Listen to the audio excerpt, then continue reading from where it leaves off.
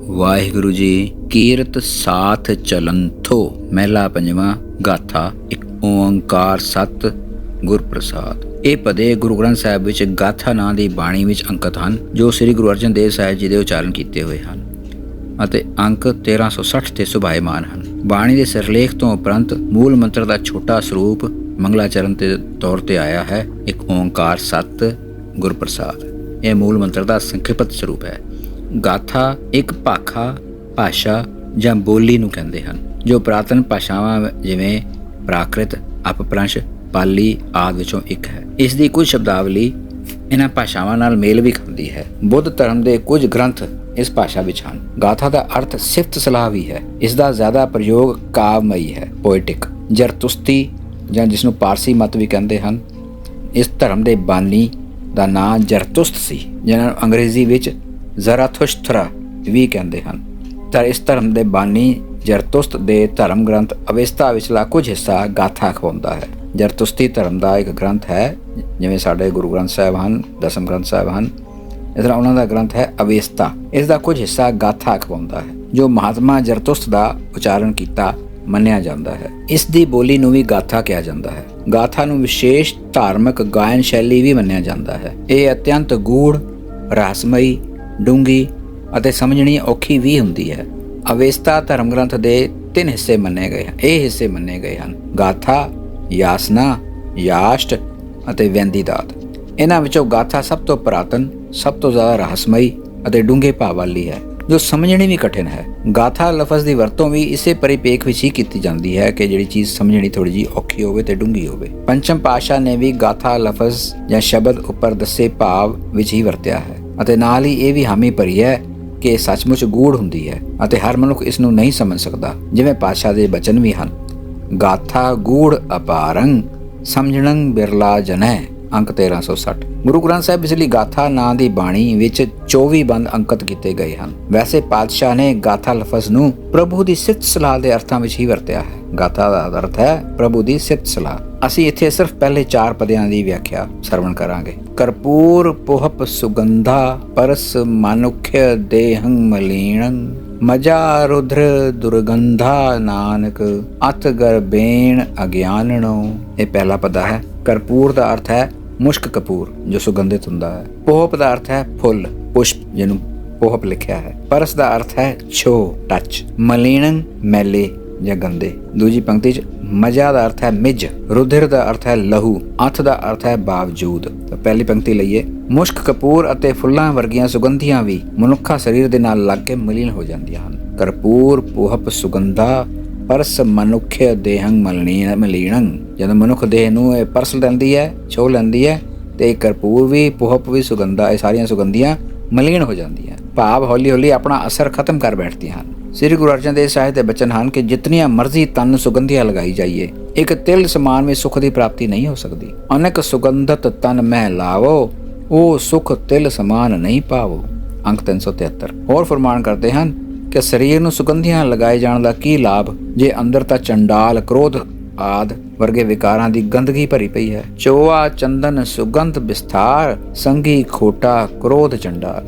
ਅੰਕ 374। ਅਸਲ ਗੱਲ ਦੱਸਦੇ ਹਨ ਕਿ ਸੋਹਣੇ ਕੱਪੜੇ, ਸਵਾਦ ਭਰਪੂਰ ਭੋਗ, ਜਿਤਨੀਆਂ ਮਰਜ਼ੀ ਸੁਗੰਧੀਆਂ, ਵਟਣੇ ਆਦਿ ਦਾ ਇਸਤੇਮਾਲ ਕਰੀਏ, ਸਿਮਰਨ ਤੋਂ ਬਿਨਾਂ ਤਨ ਤੇ ਸੁਆਹ ਮਿਲਣ ਦੇ ਤੁਲ ਹੈ। ਜੇ ਸਿਮਰਨ ਨਹੀਂ ਹੈ ਤਾਂ ਇਹ ਸਭ ਕੁਝ ਜਿੰਨਾ ਮਰਜ਼ੀ ਸਰੀਰ ਤੇ ਲਗਾਈ ਜਾਈਏ, ਸਭ ਸੁਆਹ ਹੈ। ਅਖੀਰ ਤਾਂ ਹਰ ਹਾਲ ਵਿੱਚ ਇਸ ਸਰੀਰ ਨੇ ਨਾਸ ਹੋਣਾ ਹੀ ਹੈ। ਕੱਪੜ ਭੋਗ ਸੁਗੰਧ ਤਨ ਮਰਦਨ ਮਾਲਣਾ ਬਿਨ ਸਿਮਰਨ ਤਨ ਛਾਰ ਸਰ ਪਰ ਚਾਲਣਾ। ਅੰਕ 398। ਸਰੀਰ ਮਿੱਟੀ ਹੋਣ ਕਰਕੇ ਕੱਚੀ ਕੰਧ ਵਾਂਗ ਜਿਤਨਾ ਮਰਜ਼ੀ ਧੋ ਲਈਏ ਸ਼ੁੱਧ ਨਹੀਂ ਹੁੰਦਾ। ਜਿਵੇਂ ਕੱਚੀ ਕੰਧ ਨੂੰ ਜਿੰਨਾ ਮਰਜ਼ੀ ਧੋਈ ਜਾਈਏ ਉਹ ਸ਼ੁੱਧ ਨਹੀਂ ਹੋ ਸਕਦੀ। ਜਲ ਧੋਵੈ ਬੋਧੇ ਅਨੀਤ ਸ਼ੁੱਧ ਕਾਂ ਹੋਏ ਕਾਚੀ ਪੀਤ। ਕੱਚੀ ਕੰਧ ਕਦੇ ਸ਼ੁੱਧ ਹੋ ਸਕਦੀ ਹੈ?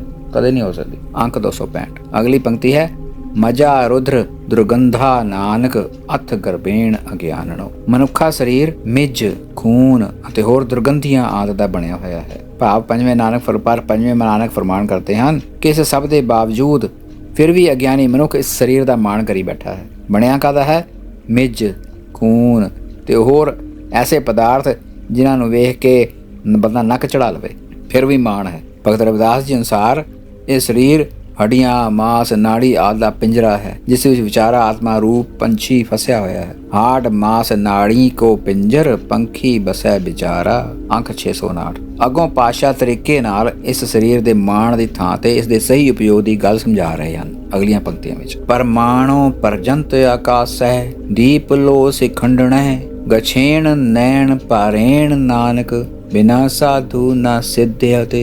परमाणु परम अणु, जितना सूक्ष्म, as subtle as an atom. परजंत अंतम हद, सिरा। सिखंडणै शिखर, गछेण गमन करना, नैण पारेण अख फुरक जितने समय विच, सिद्ध्यते जन्म सफला। परमाणु परजंत आकासै, दीप लो सिखंडणै। इसे ही शरीर विच रह के मनुख बंदगी करके अनेक तरह ਦੀਆਂ ਸਿੱਧੀਆਂ ਹਾਸਲ ਕਰ ਸਕਦਾ ਹੈ। ਪਰ ਮਹਾਰਾਜ ਦਾ ਫਰਮਾਨ ਹੈ ਕਿ ਭਾਵੇਂ ਮਨੁੱਖ ਇੰਜ ਬੰਦਗੀ ਕਰਕੇ ਜਾਂ ਹੋਰ ਕਿਵੇਂ ਵੀ ਇਤਨੀ ਤਾਕਤ ਵੀ ਹਾਸਲ ਕਰ ਲਵੇ ਕਿ ਪਰਮ ਅਣੂ ਭਾਵ ਐਟਮ ਜਿਤਨਾ ਸੂਖਮ ਬਣ ਕੇ ਆਕਾਸ਼ ਜਾਂ ਸਪੇਸ ਦੇ ਆਖਰੀ ਬੰਨੇ ਤੱਕ ਦੀਆਂ ਧਰਤੀਆਂ, ਦੀਪਾਂ, ਲੋਕਾਂ, ਪਹਾੜਾਂ ਆਦਿ ਤੱਕ ਅੱਖ ਫੁਰਕ ਦੇ ਸਮੇਂ ਵਿੱਚ ਆ ਜਾਵੇ, ਤਾਂ ਵੀ ਸਾਧੂ ਦੀ ਸੰਗਤ ਕੀਤੇ ਬਿਨਾਂ ਅਤੇ ਉਸ ਦੀ ਕਿਰਪਾ ਬਿਨਾਂ ਮਨੁੱਖ ਇਸ ਮਨੁੱਖਾ ਜਨਮ ਨੂੰ ਸਿੱਧ ਨਹੀਂ ਕਰ ਸਕਦਾ, ਭਾਵ ਇਹ ਮਨੁੱਖਾ ਜਨਮ ਸਫਲ ਨਹੀਂ ਹੁੰਦਾ। ਪਰਮਾਣੋ ਪਰਜੰਤ ਆਕਾਸੈ, ਦੀਪ ਲੋ ਸਿਖੰਡਣੈ, ਗਛੇਣ ਨੈਣ ਪਾਰੇਣ ਨਾਨਕ, ਬਿਨਾ ਸਾਧੂ ਨਾ ਸਿੱਧਯਤੇ। ਇਤਨੀਆਂ ਸ਼ਕਤੀਆਂ, ਇਤਨੀ ਪਾਵਰ ਵੀ ਹਾਸਲ ਕਰਨ ਦੇ ਬਾਵਜੂਦ ਜਨਮ ਸਫਲ ਨਹੀਂ ਹੋਇਆ। ਕਿਉਂ? ਕਿਉਂਕਿ ਭਗਤ ਜਨ ਦੀ ਸੰਗਤ ਨਹੀਂ ਕੀਤੀ। ਕਹਿਣ ਦਾ ਭਾਵ ਮਨੁੱਖਾ ਜਨਮ ਸ਼ਕਤੀਆਂ ਦੀ ਪ੍ਰਾਪਤੀ ਲਈ ਨਹੀਂ, ਸਗੋਂ ਸਾਧੂ ਮਹਾਤਮਾ ਭਗਤ ਜਨ ਦੀ ਸੰਗਤ ਕਰਕੇ ਅਤੇ ਨਾਮ ਜਪ ਕੇ ਕਾਲ ਪੁਰਖ ਵਿੱਚ ਲੀਨ ਹੋਣ ਲਈ ਪ੍ਰਾਪਤ ਹੋਣ ਵਾਸਤੇ ਮਿਲਿਆ ਹੈ। ਇਹ ਕੰਮ ਕਰਕੇ ਹੀ ਇਹ ਜਨਮ ਸਿੱਧ ਹੁੰਦਾ ਹੈ। ਪੰਚਮ ਪਾਤਸ਼ਾਹ ਦਾ ਫਰਮਾਨ ਹੈ ਕਿ ਜੀਵ ਲੰਮੇ ਸਮੇਂ ਤੋਂ ਮਨੁੱਖਾ ਜਨਮ ਹਾਸਲ ਕਰਨਾ ਲੋਚਦਾ ਹੈ ਅਤੇ ਇਹ ਪ੍ਰਭੂ ਮਿਲਾਪ ਲਈ ਇੱਕ ਵਾਰੀ, ਇੱਕ ਚਾਂਸ ਜਾਂ ਇੱਕ ਮੌਕੇ ਦੇ ਤੌਰ ਤੇ ਪ੍ਰਾਪਤ ਹੁੰਦਾ ਹੈ। ਮਿਲ ਜਗਦੀਸ਼ ਮਿਲਨ ਕੀ ਬਰੀਆ, ਬਰੀਆ ਮੀਨਸ ਵਾਰੀ, ਜਨਮ। ਉਹਨੂੰ ਮਿਲਿਆ ਜਗਦੀਸ਼ ਨੂੰ, ਭਾਵ ਪਰਮਾਤਮਾ ਨੂੰ ਮਿਲਿਆ, ਇਹ ਤੈਨੂੰ ਮੌਕਾ ਮਿਲਿਆ। ਮਿਲ ਜਗਦੀਸ਼ ਮਿਲਨ ਕੀ ਬਰੀਆ, ਚਿਰੰਕਾਲੇ ਦੇਹ ਸੰਜਰੀਆ। ਕਿੰਨੇ ਸਮੇਂ, ਲੰਮੇ ਸਮੇਂ ਤੋਂ ਮੈਂ ਚਾਹੁੰਦਾ ਸੀ ਇਹ ਸਰੀਰ ਮੈਨੂੰ ਮਿਲਿਆ ਹੈ। ਤੇ ਕਾਹਦੇ ਲਈ ਮਿਲਿਆ ਹੈ? ਪਰਮਾਤਮਾ ਦੇ ਮਿਲਾਪ ਲਈ। ਅੰਕ 176। ਮਹਾਰਾਜ ਨੇ ਸਪਸ਼ਟ ਫਰਮਾਨ ਕੀਤਾ ਹੈ ਕਿ ਮਨੁੱਖਾ ਜਨਮ ਪ੍ਰਭੂ ਨੂੰ ਮਿਲਣ ਲਈ ਇੱਕ ਮੌਕੇ ਵਾਂਗ ਮਿਲਿਆ ਹੈ ਅਤੇ ਇਸ ਲਈ ਸਾਧੂ ਦੀ ਸੰਗਤ ਕਰਦਿਆਂ ਹੋਇਆਂ ਨਾਮ ਜਪਣਾ ਹੀ ਮਨੁੱਖ ਦਾ ਅਸਲੀ ਕੰਮ ਹੈ। ਭਈ ਪਰਾਪਤ ਮਾਨੁਖ ਦੇਹਰੀਆ, ਗੋਬਿੰਦ ਮਿਲਣ ਕੀ ਇਹ ਤੇਰੀ ਬਰੀਆ, ਅਵਰ ਕਾਜ ਤੇਰਾ ਕਿਤੇ ਨਾ ਕਾਮ, ਮਿਲ ਸਾਧ ਸੰਗਤ ਭਜ ਕੇਵਲ ਨਾ।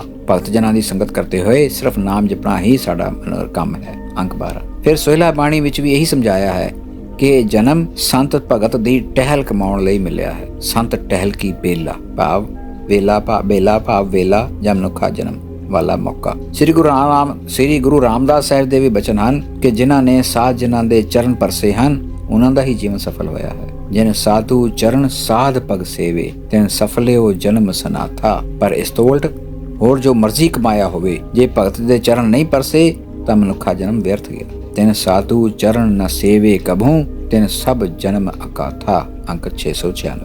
ਕਿਉਂਕਿ ਜਿਨ੍ਹਾਂ ਦਾ ਭਗਤ ਜਨਾਂ ਦੇ ਨਾਲ ਅਸਲ ਮਿਲਾਪ ਹੋ ਜਾਂਦਾ ਹੈ, ਉਹ ਪਰਮਾਤਮਾ ਦੀ ਦਰਗਾਹ ਵਿੱਚ ਸੁਰਖਰੂ ਅਪੜਦੇ ਹਨ, ਭਾਵ ਉਹਨਾਂ ਦਾ ਕੋਈ ਲੇਖਾ ਜੋਖਾ ਨਹੀਂ ਰਹਿ ਜਾਂਦਾ। ਪੰਜਵੇਂ ਨਾਨਕ ਦੇ ਬਚਨ ਹਨ, ਜਿਨ ਕੋ ਸਾਧੂ ਭੇਟੀਐ, ਸੋ ਦਰਗਾਹ ਹੋਏ ਖਲਾਸ ਹੋ ਜਾਂਦਾ ਕੰਮ, ਸੁਰਖਰੂ ਹੋ ਜਾਂਦੇ ਆ। ਅੰਕ 134। ਅਗਲੀਆਂ ਪੰਕਤੀਆਂ ਹਨ, ਜਾਣੋ ਸਤ ਹੋਵੰਤੋ ਮਰਣੋ, ਦ੍ਰਿਸ਼ਟੇਣ ਮਿਥਿਆ, ਕੀਰਤ ਸਾਥ ਚਲੰਥੋ, ਭਣੰਤ ਨਾਨਕ ਸਾਧ ਸੰਗੇਣ।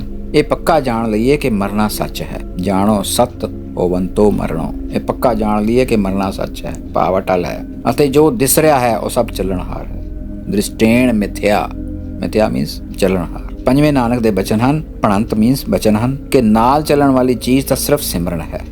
ਕੀਰਤ ਸਾਥ ਚਲੰਥੋ, ਇੱਕ ਕੀਰਤੀ ਭਾਵ ਸਿਮਰਨ, ਉਹਦਾ ਜਸ, ਇਹੀ ਨਾਲ ਚੱਲਦੇ ਹੈ। ਗੁਰੂ ਨਾਨਕ ਸਾਹਿਬ, ਪੰਜਵੇਂ ਨਾਨਕ ਸਾਹਿਬ ਕਹਿ ਰਹੇ ਹੈ, ਤਾਂ ਹੀ ਸਿਮਰਨ ਵੀ ਤਾਂ ਹੀ ਕੰਮ ਆਉਂਦਾ ਹੈ ਜੇ ਸਾਧੂ ਦੀ ਭਗਤ ਦੀ ਸ਼ਰਨ ਵਿੱਚ ਰਹਿ ਕੇ ਕੀਤਾ ਜਾਵੇ। ਕੀਰਤ ਸਾਥ ਚਲੰਥੋ, ਭਣੰਤ ਨਾਨਕ ਕਹਿ ਰਹੇ ਹੈ ਸਾਧ ਸੰਗੇਣ। ਕੀਰਤੀ ਕਰਨੀ ਹੈ, ਜਸ ਕਰਨਾ ਹੈ, ਸਿਮਰਨ ਕਰਨਾ ਹੈ, ਪਰ ਮਹਾਤਮਾ ਦੀ ਭਗਤ ਜਨ ਦੀ ਸੰਗਤ ਕਰਦੇ ਆਇਆ ਉਹਦੀ ਸ਼ਰਨ ਵਿੱਚ ਰਹਿ ਕੇ ਕਰਨਾ। ਪੰਜਵੇਂ ਪਾਤਸ਼ਾਹ ਦਾ ਹੁਕਮ ਹੈ ਕਿ ਸਤ ਕਰਕੇ ਜਾਣ ਲਓ ਕਿ ਮਾਲਕ ਪ੍ਰਭੂ ਸੰਤ ਜਨਾਂ ਤੋਂ ਬਾਹਰ ਨਹੀਂ, ਭਾਵ ਜੋ ਸੰਤ ਜਨ ਬਚਨ ਕਰ ਦਿੰਦੇ ਹਨ, ਪ੍ਰਭੂ ਆਪਣੇ ਬਿਰਦ ਦੀ ਲਾਜ ਰੱਖਦਾ ਹੋਇਆ ਉਹਨਾਂ ਦੇ ਬਚਨਾਂ ਨੂੰ ਸਿਰੇ ਚਾੜਦਾ ਹੈ। ਨਾਨਕ ਜਾਣੇ ਸਤ, ਸਾਈਂ ਸੰਤ ਨਾ ਬਾਹਰ। ਸਾਈਂ ਮਾਲਕ ਅਕਾਲ ਪੁਰਖ, ਸੰਤ ਭਗਤ ਇਹ ਸੱਤ ਕਰਕੇ ਜਾਣੋ ਕਿ ਸਾਈਂ ਜਿਹੜਾ ਹੈ ਉਹ ਸੰਤ ਭਗਤ ਤੋਂ ਬਾਹਰ ਨਹੀਂ ਹੈ। ਅੰਕ 578। ਇਸੇ ਲਈ ਮਹਾਤਮਾ ਦੇ ਬਚਨਾਂ ਨਾਲ ਹੀ ਬੰਦ ਖਲਾਸੀ ਸੰਭਵ ਹੈ। ਉਸ ਦੇ ਬਚਨ ਅਤੇ ਆਪਣਾ ਕੀਤਾ ਸਿਮਰਨ ਹੀ ਸੰਗ ਚੱਲਦੇ ਹਨ।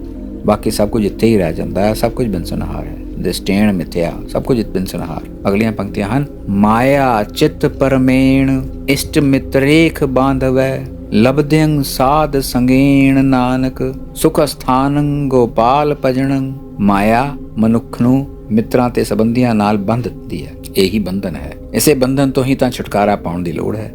ਪੰਜਵੇਂ ਗੁਰੂ ਨਾਨਕ ਸਾਹਿਬ ਫਰਮਾਨ ਕਰਦੇ ਹਨ ਕਿ ਅਸਲ ਸੁਖ ਦਾ ਸਥਾਨ ਤਾਂ ਸਾਧੂ ਦੀ ਸੰਗਤ ਹੈ ਅਤੇ ਇਹ ਸਿਮਰਨ ਨਾਲ ਹੀ ਲੱਭਦਾ ਹੈ। ਭਾਵ ਇਹ ਸਾਧੂ ਦੀ ਸੰਗਤ ਤੇ ਸਿਮਰਨ ਇਕੱਠੇ ਹੀ ਜ਼ਰੂਰੀ ਚੱਲਦੇ ਹਨ। ਬੰਧਨ ਤੋਂ ਛੁਟਕਾਰਾ ਤਾਂ ਸੁਖ ਦਾ ਪੜਾਓ ਹੈ। ਸ੍ਰੀ ਗੁਰੂ ਨਾਨਕ ਸਾਹਿਬ ਦੇ ਬਚਨ ਹਨ ਕਿ ਮਾਇਆ ਕਰਕੇ ਮਨੁੱਖ ਬੰਧਨ ਵਿੱਚ ਪੈਂਦਾ ਹੈ। ਸਕੇ ਸੰਬੰਧੀਆਂ ਦਾ ਪ੍ਰੇਮ ਮਾਇਆ ਰੂਪ ਹੈ, ਜਿਸ ਕਰਕੇ ਮਨੁੱਖ ਨੂੰ ਬੰਧਨ ਹਨ। ਸਕੇ ਸੰਬੰਧੀ ਭਾਵੇਂ ਮਾਤਾ ਪਿਤਾ ਹੋਣ, ਪੁੱਤਰ ਧੀ ਹੋਣ, ਪੁੱਤਰ ਜਾਂ ਆਪਣੀ ਇਸਤਰੀ ਹੋਵੇ ਜਾਂ ਹੋਰ ਵੀ ਕੋਈ ਸੰਸਾਰਕ ਨਾਤੇਦਾਰੀ। ਇੱਥੋਂ ਤੱਕ ਕਿ ਆਪਣੇ ਕੀਤੇ ਧਰਮ ਕਰਮਾਂ ਦਾ ਮਾਣ ਵੀ ਮਾਇਆ ਰੂਪ ਹੀ ਹੈ। ਅਸੀਂ ਆਪਣੇ ਚੰਗੇ ਕੀਤੇ ਕਰਮਾਂ ਦਾ ਵੀ ਮਾਣ ਕਰ ਲਈਏ ਤਾਂ ਉਹ ਵੀ ਮਾਇਆ ਰੂਪ ਹੈ।